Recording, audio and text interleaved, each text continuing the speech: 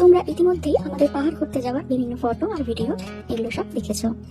চলো আজ তোমাদের সাথে শেয়ার করব আমাদের পাহাড় ঘুরতে যাওয়ার একটা ছোট্ট গল্প। যে জায়গায় ঘুরতে গেছি সেখানে ঘুরতে যাওয়ার ইচ্ছা আমার বহু আগে থেকে ছিল। বলতে পারো বিয়ের পর হানিমুনেই যাবো বলে ঠিক করেছিলাম, কিন্তু তখন কোনো কারণবশত হয়ে ওঠেনি। আসলে আমরা দুজনেই যেহেতু সার্ভিস করি, সেজন্য দুজনে একসাথে কোনোভাবেই আমরা ছুটি অ্যাডজাস্ট করতে পারি না। আর এরকম জায়গায় ঘুরতে গেলে তখন অনেকটা দিন ছুটি নিয়ে আমাদের যেতে হতো, তাই ছুটি অ্যাডজাস্ট করতে পারতাম না। তো তখন মনটা খুবই খারাপ হয়ে গিয়েছিল। সত্যি বলতে আমার হিমাচল প্রদেশের পাহাড় ভীষণ ভালো লাগে। তো ওখানের যতগুলো জায়গা রয়েছে, সিমলা মানালি থেকে শুরু করে স্পিতি ভ্যালি, তারপর ওদিকে কাশ্মীর লাদাখ, মানে ওদিকে ওই পাহাড় এলাকাটা, ওখানকার পাহাড়ের সৌন্দর্যটা আমার ভীষণ ভালো লাগে। হ্যাঁ, সব পাহাড় সৌন্দর্যই সুন্দর, কিন্তু আমার পার্সোনালি ভীষণ ভালো লাগে। সেই জন্য কোথাও ইচ্ছা ছিল যে বিয়ের পর যদি প্রথম কোনো জায়গায় ঘুরতে যাই, যেরকম সবারই আগে ইচ্ছা থাকে। বেশ কয়েকটা জায়গা আমার মাথার মধ্যে ছিল। প্রথমেই বললাম এই জায়গাগুলো, আর সমুদ্রের মধ্যে ছিল আন্দামান, আর না হলে গোয়া।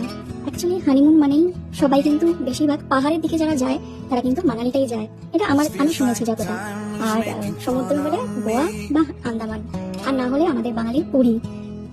পুরীও কিন্তু আমরা গিয়েছিলাম, পাহাড় ঘুরতে যেতে পারিনি বলে আমরা ঠিক করলাম যে চলো পুরীটাই ঘুরে আসি।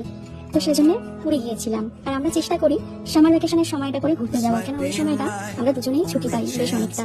তাই আমরা চেষ্টা করি প্রত্যেক বছর সামার ভ্যাকেশনে কোথাও না কোথাও যাওয়া।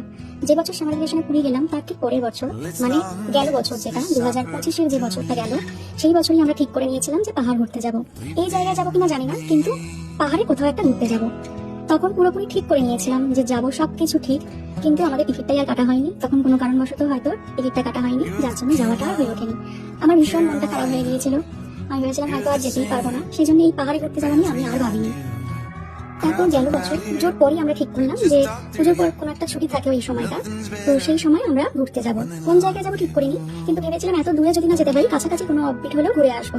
কিন্তু তখনও আমার তারপরে এক্সাম ছিল বলে আমি স্কুল থেকে ছুটি পাইনি, তখনও আমাদের যাওয়া হয়নি।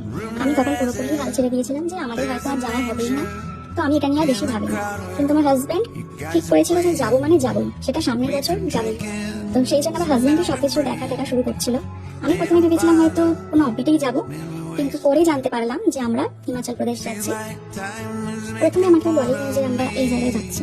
আমি হয়তো ভেবেছিলাম যে অন্য কোনো জায়গায় যাবো, কিন্তু মাথার মধ্যে ঠিক করে নিয়েছিল যে যেহেতু আমি প্রথমবার পাহাড় দেখছি, তো সেজন্য আমার যেখানে যাওয়ার ইচ্ছা ছিল, যেভাবে পাহাড় দেখার ইচ্ছা ছিল আর কি, তো ও বলেছিল যে তোমাকে ভালোভাবেই পাহাড় দেখাবো। এতদিন যখন ওয়েট করেছি, গেলে ভালোভাবেই যাব, ভালো জায়গাতেই যাব, না হলে এখন যাব না। তো আমি ওই জন্য কোনো আশা করিনি, আশা ছেড়ে দিয়েছি। সব থেকে বড় কথা, ও সবকিছু নিজেই বুক করেছে। যতক্ষণ না টিকিট বুক হয়েছে ততক্ষণ আমি ভেবেছিলাম হয়তো যাওয়া এবারেও হবে না, কেন প্রত্যেকবার কোনো না কোনো কারণে আমাদের যাওয়াটা ক্যান্সেলই হয়ে যেত। একদম ফাইনাল হতে তবেই আমরা শপিং করা স্টার্ট করি। সমস্তটা প্ল্যান করে আস্তে আস্তে গুছিয়ে শপিং করে ভীষণ রকম এক্সাইটমেন্ট ছিল, যেটা থাকাটা স্বাভাবিক। তো ফাইনালি আমরা গেলাম, গিয়ে এত সুন্দরভাবে ঘুরে এসেছি। সত্যি কথা বলতে কি, প্রথম পাহাড় দেখার অনুভূতিটা সত্যি সুন্দর। পৃথিবীর সমস্ত জায়গায় সুন্দর, যেহেতু প্রথম আমি যে জায়গাটা উপলব্ধি করেছি, যে জায়গা আমি ঘুরে এসেছি, যার সুন্দর দৃশ্য আমি দেখে এসেছি, আমার কাছে সবচেয়ে সুন্দর জায়গা বলে মনে হয়েছে। এরকম আরো অনেক সুন্দর সুন্দর জায়গা আমি দেখার জন্য সত্যি ওয়েট করছি। আমি জানি না আবার কবে সেই সুযোগ আসবে, তবে ডেফিনেটলি আসবে। আজ এটুকুই, ভালো থেকো তোমরা। ঘুরতে যাওয়ার বিভিন্ন ভিডিও, বিভিন্ন পার্টি অবশ্যই শেয়ার করবো।